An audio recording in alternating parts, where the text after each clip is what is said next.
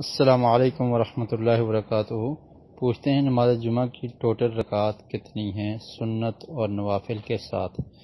ایک بچے نے پوچھا ہے کہ نماز جمعہ ادا کرنے سے پہلے سب سے پہلے یہ یاد رکھیں کہ نماز جمعہ کے دو فرض ہیں، دو فرض نماز جمعہ یہ امام کے ساتھ ادا کی جائے گی۔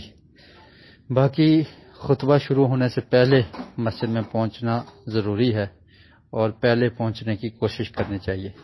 تو جب آپ مسجد میں آتے ہیں، ابھی خطبہ جمعہ شروع نہیں ہوا، تو اس سے پہلے نوافل ادا کیے جائیں گے۔ ان کی کوئی تعداد متعین نہیں ہے، وہ کم از کم دو ہیں، دو تو پڑھنے ہی ہیں۔ تو اس سے زیادہ اگر وقت ہے تو آپ مزید پڑھ سکتے ہیں، 4 پڑھ لیں، 6 پڑھ لیں، 8 پڑھ لیں۔ نبی کریم صلی اللہ علیہ وسلم کا ارشاد ہے ما کتب لہ، کہ جو اس کے مقدر میں ہے وہ پڑھ لے۔ تو یہ نوافل متعین نہیں ہیں، جتنا وقت ہو اس حساب سے آپ پڑھ سکتے ہیں۔ کم از کم 2 پڑھیں جب آپ مسجد میں داخل ہوں، اگر خطبہ بالکل شروع ہونے والا ہے تو 2 پڑھ کے آپ بیٹھ سے۔ اور اس کے بعد خطبہ ہوگا اور خطبے کے بعد امام صاحب 2 رکعت نماز جمعہ فرض پڑھائیں گے۔